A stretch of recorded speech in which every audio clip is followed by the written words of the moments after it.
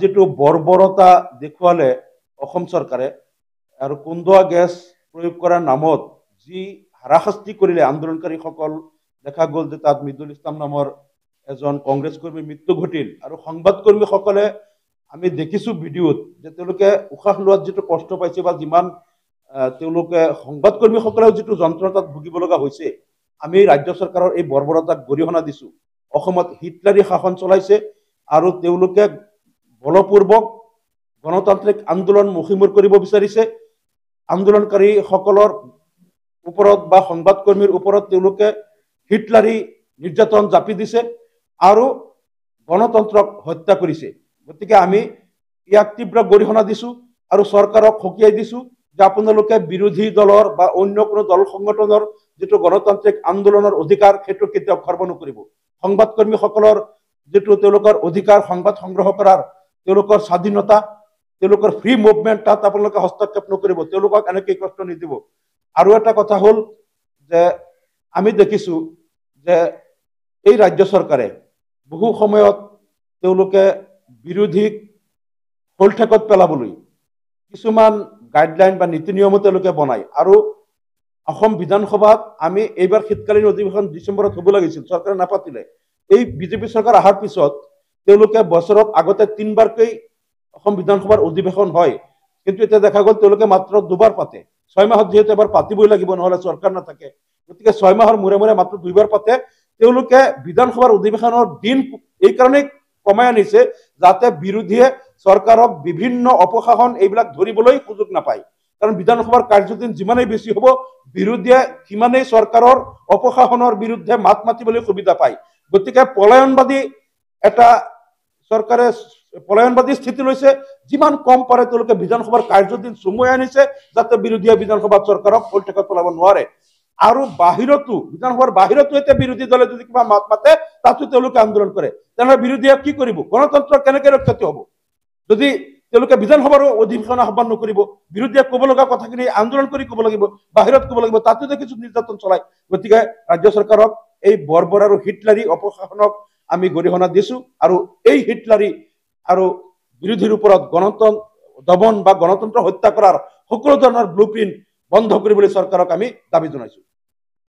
দেখা গৈছে অৰুণোদয় 3.0ৰ অধীনত বৰ্তমান ৰাজ্য চৰকাৰে অৰুণোদয় বাছনি প্ৰক্ৰিয়াৰ কাৰণে যিটো গাইডলাইন প্ৰস্তুত কৰিছে আৰু ইতিমধ্যে অৰুণোদয় আঁচনিৰ হিতাধিকাৰী বাছনিৰ প্ৰক্ৰিয়া আৰম্ভ কৰিছে, ইয়াত যথেষ্ট আপত্তি কৰাৰ থল আছে।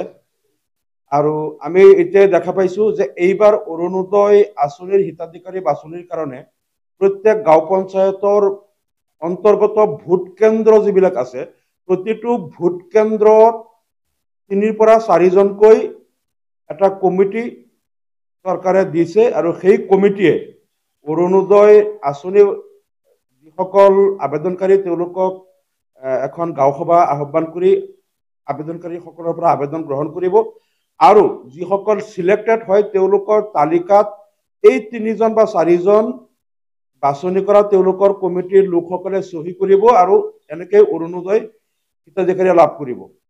প্ৰথম কথাটো হ'ল আমি দেখা পাইছো যে হিতাধিকাৰী যিসকলক লোৱা হৈছে, যিহেতু বৰ্তমান পঞ্চায়তৰ প্ৰেচিডেণ্ট বা পঞ্চায়ত বডি নাই, মেম্বাৰ নাই, গতিকে প্ৰতিখন ভোট কেন্দ্ৰ এলেকাত বিজেপিৰ কৰ্মীসকলক দি এটা 3জনীয়া 4জনীয়া কমিটি বনোৱা হৈছে আৰু এই লোকসকলক বাছনি কৰিছে বিজেপিৰ দলীয় সংগঠনে, অৰ্থাৎ তেওঁলোকৰ জিলা কমিটি বা তেওঁলোকৰ মণ্ডল কমিটিয়ে এই যিসকল তেওঁলোকৰ কমিটিৰ 3জনকৈ লোকক বাছনি কৰিছে আৰু গাৰ্জিয়ান মিনিষ্টাৰে এই লিষ্টখন এপ্ৰুভেল কৰি দিছে। প্ৰথম কথা আছিল যে লোকেল MLA 2জনকৈ মেম্বাৰ দিব, প্ৰত্যেক ভোট কেন্দ্ৰ এলেকাৰ যিটো বাছনি কমিটি তাৰ 2জনকৈ মেম্বাৰ লোকেল MLA দিব আৰু বাকী 2জন তেওঁলোকে গাৰ্জিয়ান মিনিষ্টাৰে দিব, তেওঁলোকে হয়তো দলীয় ফালৰ পৰা দিব। কিন্তু শেষত দেখা গ'ল লোকেল MLAৰ পৰা এজনো নাম তেওঁলোকে নললে, 3জন বা 4জন গোটেই কেইজন তেওঁলোকে বিজেপিৰ মানুহক দি কমিটি বনাইছে আৰু এইটো কোনো প্ৰশাসনিক বিষয়াই বাছনি কৰা নাই। পঞ্চায়ত ছেক্ৰেটাৰীয়ে এটা নামো দিব পৰা নাই, BDO দিয়া নাই, DCয়ে দিয়া নাই, DDCয়ে দিয়া নাই, চাৰ্কল অফিচাৰে দিয়া নাই, সম্পূৰ্ণ নামবিলাক দলীয়ভাৱে বাছনি কৰা হৈছে, তেওঁলোকৰ দলীয় সাংগঠনিক কমিটিয়ে বাছনি কৰিছে। যেতিয়া তেওঁলোকে যি হিতাধিকাৰী বাছনি কৰিব, আমি যেটো বুজি পাইছো চৰকাৰে তাৰ পিছত 2026 বিধানসভা নিৰ্বাচনৰ সময়ত ক'ব যে আপোনালোকে কোনে কোনে অৰুণোদয় পালে, আপোনালোকক আমি দিছো অৰুণোদয়। আমাৰ বিজেপিৰ বাছনি কমিটিয়ে আপোনালোকক তালিকাভুক্ত কৰিছে আৰু আপোনালোকে অৰুণোদয় পাইছে, আমি বিজেপিয়ে আপোনালোকক অৰুণোদয় দিছো, গতিকে আপোনালোকে আমাক ভোট দিয়ক। এইটো হল তেওঁলোকৰ নিকৃষ্ট ৰাজনৈতিক তেওঁলোকৰ পৰিকল্পনা। কিন্তু আমাৰ এটা প্ৰশ্ন হল, যদিহে এই অৰুণোদয়টো বিজেপিকৰণ কৰা হল, তেনেহলে মুখ্যমন্ত্ৰীয়ে অৰুণোদয়ৰ সমুদায় ধন বিজেপি নেতাসকলৰ পৰা ল'ব লাগিব। মুখ্যমন্ত্ৰীয়ে আজি এইটো কথাটো কওক যে মই মুখ্যমন্ত্ৰীয়ে মোৰ নিজস্ব পুঁজিৰ পৰা 100 কোটি দিছো, প্ৰধানমন্ত্ৰী মোদীৰ পৰা 200 কোটি টকা লৈছো, অমিত শাহৰ পৰা 50 কোটি লৈছো, ৰিণিকী শৰ্মা ভূঞাৰ পৰা তেওঁৰ বিজনেছৰ ইনকামৰ পৰা মই 100 কোটি টকা লৈছো, বা কোনোবা 17 বছৰীয়া 18 বছৰীয়া এজন কোনো নেতাৰ পুত্ৰৰ 17টা কোম্পানীৰ যোন মালিক হৈছে 18 বছৰত, তেওঁৰ পৰা 17টা কোম্পানীৰ পৰা 34 কোটি টকা মই লৈছো। সম্পূৰ্ণ টকাটো আমাৰ বিজেপিৰ নেতাসকলে আমি দিছো। গতিকে আমাৰ বিজেপিৰ নেতাসকলৰ এই টকাটো আমি বিজেপিৰ হিতাধিকাৰী, বিজেপিৰ যিসকল বাছনি কমিটি তেওঁলোকৰ জৰিয়তে বিতৰণ কৰিম, ইয়াত আপোনালোকৰ একো ক'বলগীয়া নাই।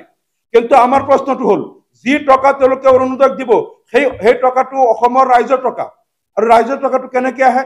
যিমান টেক্স তেওঁলোকে কালেক্ট কৰে, যিমান মানুহে মাটিৰ খাজনা দি আছে, যিমান মানুহে ভেটত পইচা দি আছে, জিএছটিৰ টকা দি আছে, আজি 42 টকাৰ ডিজেল 90 টকাৰ লিটাৰত ৰাইজে ভৰাই আছে, আৰু য'ত বাকীখিনি তেওঁলোকে টেক্স দি আছে। 49 টকাৰ পেট্ৰল 100 টকাত আজি ভৰাই আছে, বাকী 51 টকা তেওঁলোকে টেক্স দি আছে। সেই টেক্সটো কেৱল বিজেপিৰ মানুহে দিয়া নাই। এই যে টেক্স, ভেট আৰু খাজনা এইবিলাক দি আছে, তাত ইউডিএফৰ মানুহেও দি আছে, কংগ্ৰেছৰ মানুহেও দি আছে, বিজেপিৰ মানুহেও দি আছে, এজিপিৰ বিপিএফৰ সকলোৱে দি আছে। গতিকে ৰাইজৰ টকাটো যেতিয়া সকলো দলৰ সমৰ্থকৰ পৰা আহৰণ কৰা টকা এতিয়া তেওঁলোকে অৰুণোদয়ৰ নামত দিব, তাত কেৱল বিজেপি মানুহক কিয়, কেৱল বিজেপি মানুহক কিয় চিলেকশ্যন কমিটিত ৰখা হল? বিৰোধী দলৰ পৰা কিয় এজন মানুহক দিয়া নহল? এইটো